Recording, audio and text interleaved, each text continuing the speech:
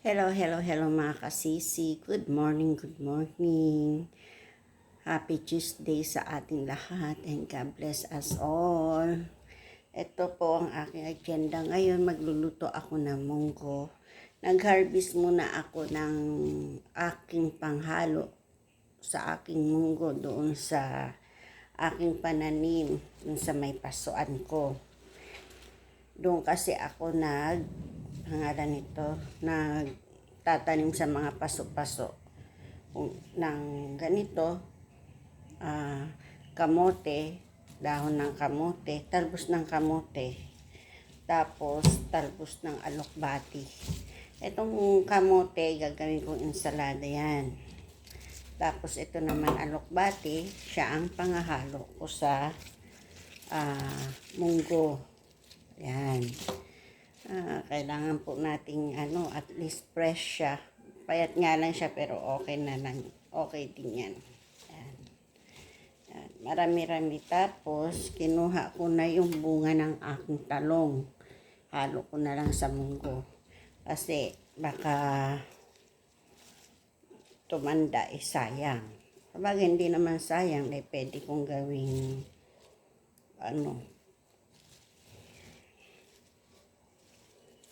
Kumusta na po ang ating buhay-buhay? Ingat po tayo lagi araw-araw. Lagi po tayo magpapasalamat kay Lord at mag-pray. Ito, konti lang ang aking nakuhang alokbati. Yan. Kasi nag-ano na ako.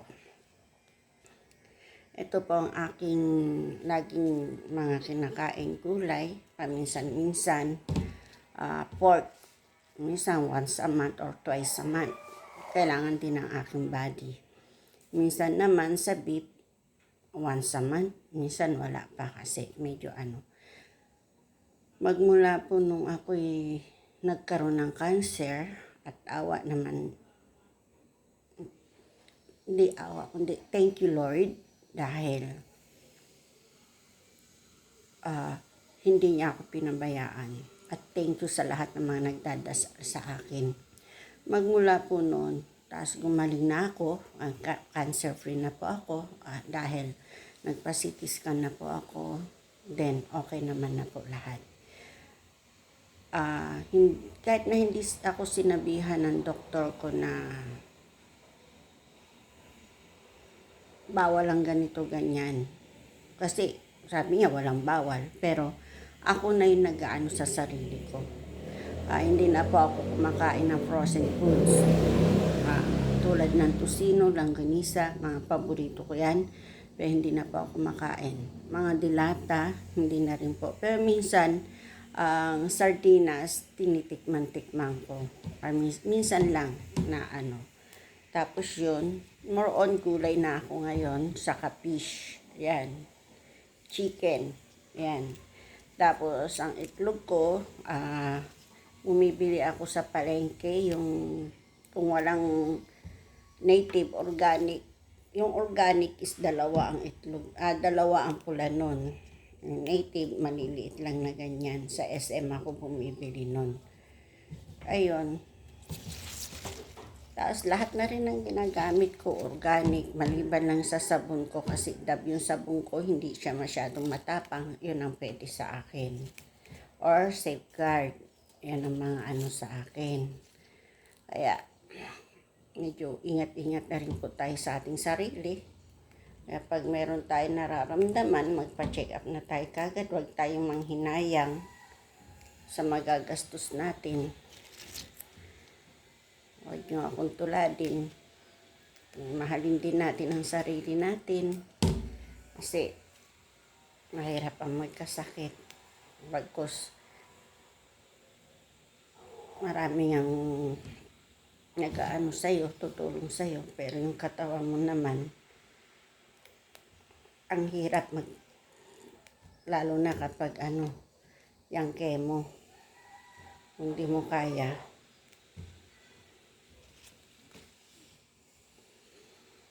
Kaya yun po. Ay, ingat-ingat din tayo. Kaya ito, pero hindi ko rin, ayun, vitamins. Meron akong iniinom na vitamins ko for 6 months yon. So, isang box pa para kaso mahal nga siya sa isang box. Tapos, vitamin C, yan ang araw-araw ko at pang high blood ko. Yan lang naman po ang aking mga iniinom sa ngayon. Alak, bawal na rin ang alak. Yossi, thank you Lord. At talaga po nag-yossi ako nung pero nung naggagamot na po ako, nakayamo na ako. Thank you Lord, na-stop ko rin. Nasa sa iyo pala yung kung gustuhin mo rin na stop. Na-stop ko naman siya. Alak yan. Huwag tayo.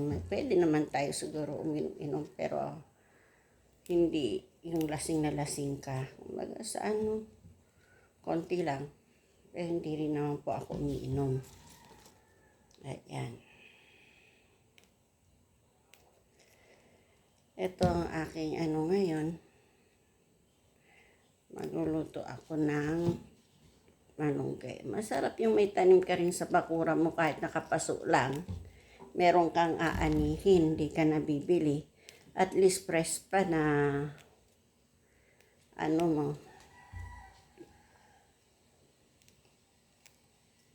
nakukunin mo, di ba? Marami-rami rin po pala ito. Yun, tsaga-tsaga, yan. Ingat din po tayo at meron naman daw pong parating na isang bagyo. Medyo ano din po tayo. Ayan.